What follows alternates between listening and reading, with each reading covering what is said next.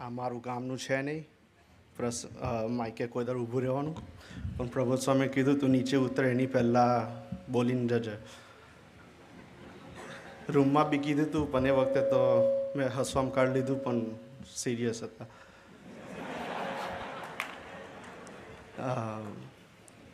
જે દિવસે મૂર્તિ પ્રતિષ્ઠા હતી રવિવારના, ત્યારે હજુ તો મૂર્તિ આવી બી નથી. એ સવારે 9 વાગે પ્રોગ્રામ હતો, 9 વાગે હજુ મૂર્તિ અનલોડ બી નથી થઈ. કન્ટેનર આવવાનું હતું 1 મહિનો પહેલાં, મૂર્તિ પ્રતિષ્ઠા થાય એની પહેલાં, પણ આવ્યું એ દિવસે જ. અને રવિવારના કોઈ દર ખુલ્લું હોય ના એરપોર્ટ, એ છે ગવર્મેન્ટની જગ્યા. એટલે બધા ચિંતામાં હતા તે આ થશે મૂર્તિ પ્રતિષ્ઠા કે નહીં થાય. બધેથી લોકો આવ્યા હતા, 2000 જણ ઉપર હતા.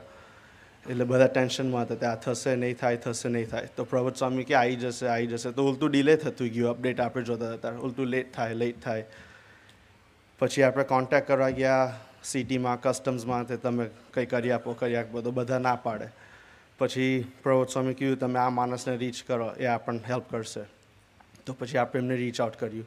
તો એ લોકોએ પછી કંઈ ગોઠવી આપ્યું. તો આપણા માટે એ લોકોએ સ્પેશિયલ પોર્ટ ખોલ્યું. ફી લીધી એ લોકોએ, પણ પોર્ટ ખોલી આપ્યું. કન્ટેનર બી આવ્યું.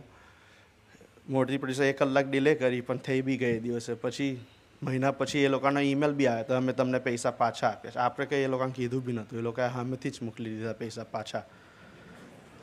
જાતે જ ઈમેલ છે આપણી પાસે, આ પ્રૂફ છે. આ મનાયું કોઈક ટાઈમ છે નહીં, પણ બધાનો પ્રૂફ બી છે, ત્યાં આ થયેલું છે.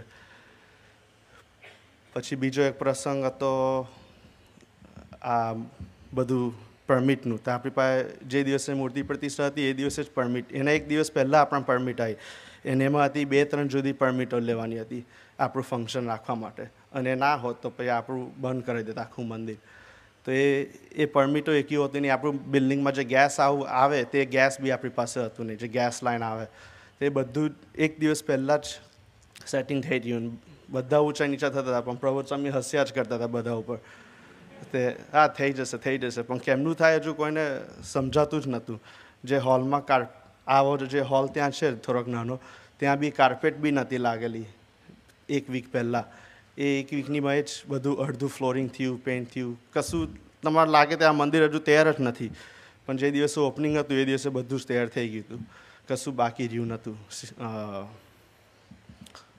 તો પછી હવે જે મંદિર ચાલુ થઈ ગયું, તો એના પછી સેવા કરવાની હોય ત્યાં આગળ, તે વખતે બી બધાને વિચાર થતો હતો કેમનું થશે. આ દરરોજ સાફસૂફી કરવાની, પૂજાની સેવા કરવાની, થાર કરવાનો, એ બી બધા વિચારતા હતા.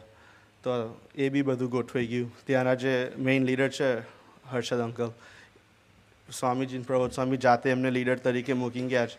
એ પોતે ગાર્બેજ ઉઠાવે, બાથરૂમ સાફ કરે.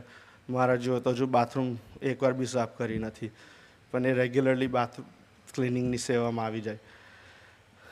તો એક જ પ્રાર્થના તે મંદિરની સેવામાં નિમિત્ત બનતું જવાય. સજાનંદ સ્વામી મહારાજની.